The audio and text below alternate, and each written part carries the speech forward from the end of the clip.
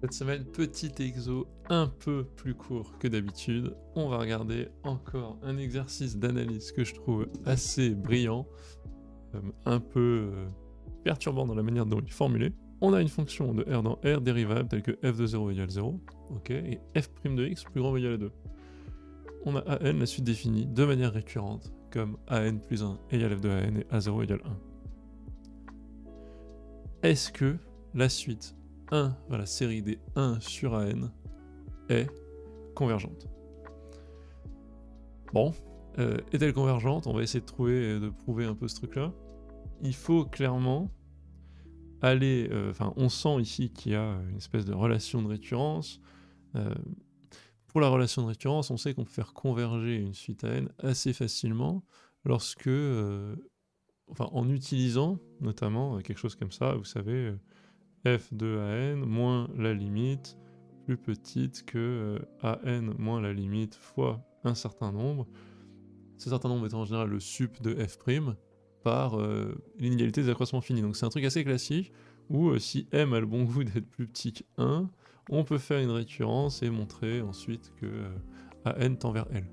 Là on inverse un peu toutes les choses, on vous donne f' cette fois-ci plus grand que 2, plus grand donc pas majoré par quelque chose qui va devenir une suite, une suite géométrique convergente, mais on a f' de x plus grand que 2, et on nous parle de 1 sur an. Donc on se dit, écoute, c'est pas plus petit ou égal à quelque chose, mais c'est pas non plus an, c'est aussi 1 sur an.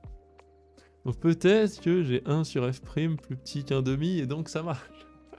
Voilà le genre d'idée qu'on va essayer de regarder. Alors ça serait de l'intuition très floue un peu ce que je viens de vous dire, mais l'idée c'est,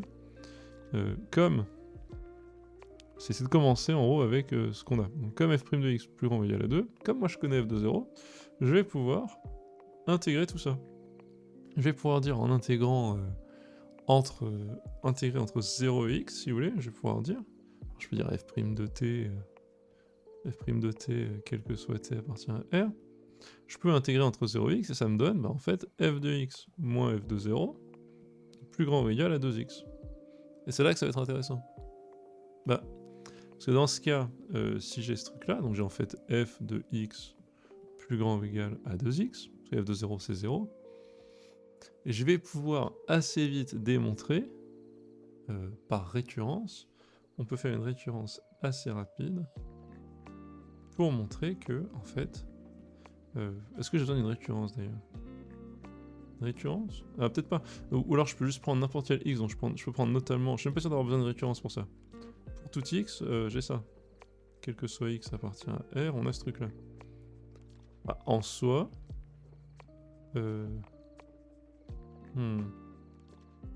Est-ce que c'est vrai sur R ou sur R+?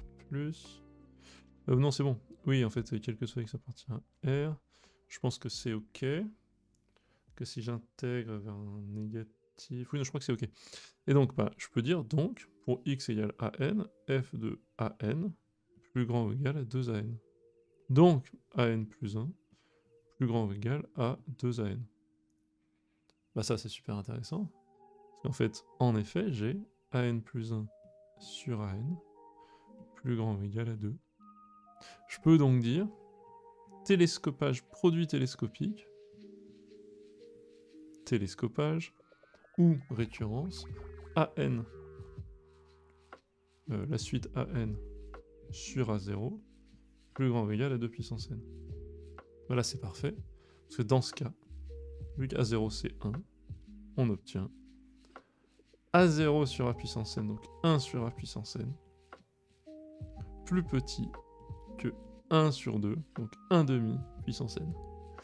Et là, c'est parfait, on a atteint exactement le résultat qu'on voulait.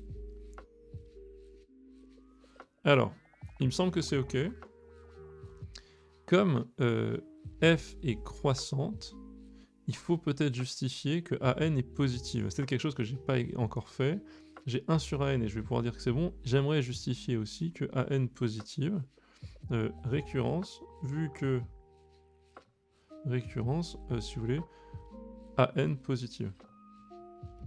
Trivial. An positive strict d'ailleurs. An plus grande que 1, si vous voulez. Parce que A0 est plus grand ou égal à 1. Et ensuite, AN plus 1 est toujours plus grand ou égal à 2 fois le précédent, donc plus grand que 2. Donc j'ai ça par récurrence qui est vrai. AN est toujours plus grand que 1. Et donc, j'ai bien ça qui est positif. J'ai donc une série positive, je vais quand même vérifier ça. J'ai une série positive par théorème de comparaison des termes généraux. 1 sur AN est encadré notamment par un terme général de suite géométrique de raison plus petit que 1, donc d'un terme général d'une série géométrique convergente. Alors, j'ai bien somme des 1 sur AN converge. Voilà, un petit exercice très rapide mais que j'ai trouvé sympathique. Donc je vous remets l'énoncé. Vous avez l'intuition, on peut se laisser dérouter, je pense que ça ressemble à quelque chose de connu, mais c'est tiré de manière différente. Je voulais vous le mettre pour une petite vidéo courte. N'hésitez pas à me donner une meilleure méthode si vous en avez une. Et je vous dis à la prochaine.